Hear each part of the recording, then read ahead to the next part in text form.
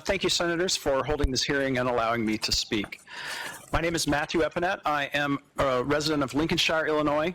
I've also lived in Deerfield, Lake Bluff, and the city of Chicago.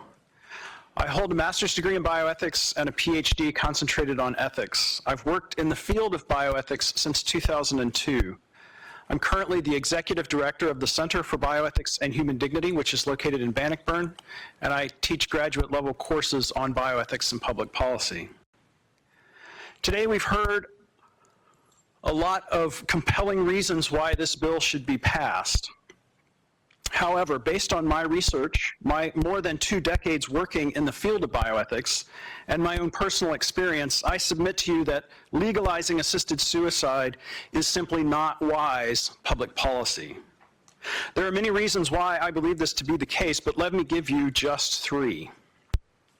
Senator, your opening question, among your opening questions was why won't opponents of this bill simply let it lie? We don't need to choose it for ourselves. And so why don't we just let people choose it for themselves?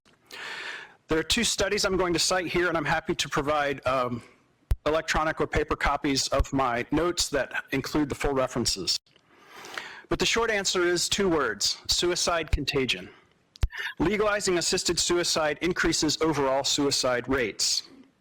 A 2015 study published in the Southern Medical Journal found a 6.3% increase in all suicides following a state's legalization of physician-assisted suicide. And for those over 65 years of age, the increase was 14.5%. More recently, a 2022 study published in the Journal of Ethics in Mental Health found that the legalization of bills just like this, quote, is followed by considerable increases in suicide and in intentional, self-initiated death. Legalizing assisted suicide puts those struggling with thoughts of suicide, clearly, even those who are not approaching the end of their lives, at increased risk. In 2022, suicides in the United States hit a record high, and they remain very high to this day. In the same year, we witnessed the implementation of the 988 Suicide and Crisis Lifeline, demonstrating our society's rightly placed concern for those who are at risk of suicide. Legalizing assisted suicide, when we know that it increases overall suicide rates, counteracts these and other important life-saving and life-affirming efforts. And so, if I may be so blunt, I would encourage this committee to consider what is the trade-off that you're willing to make. Raising suicide rates by 1%, 2%, 6.3%?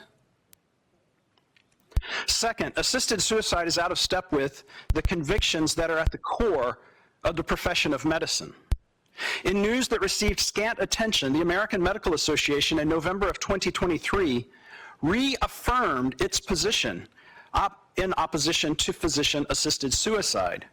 Their code of medical ethics continues to read, and I quote, "Physician-assisted suicide is fundamentally incompatible with the physician's role as healer, would be difficult or impossible to control, and would pose serious societal risks," close quote. Third, the guardrails promised in this bill will eventually become to be seen as barriers to access.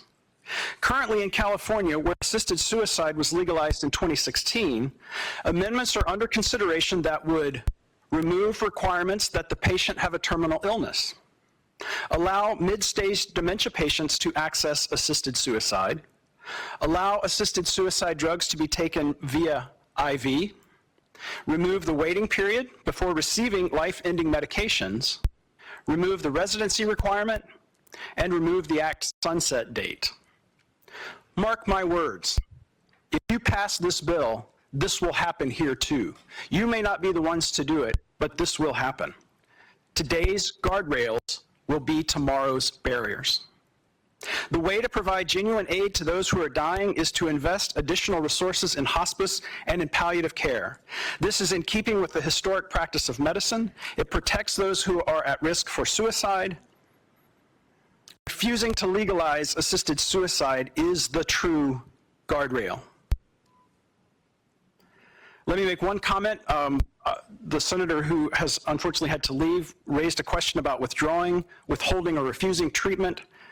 And there is an ethical distinction between withdrawing, withholding, or refusing treatment and giving a treatment that actively ends a life. It's an ethical distinction, and of course the law and ethics overlap but are not identical, but there is a well-known, well-studied distinction in that case. Finally, our state would be much better off if we provided more resources for caring well for each other at the end of life, rather than focusing on enacting assisted suicide laws. I urge you not to pass Senate Bill 9. Thank you.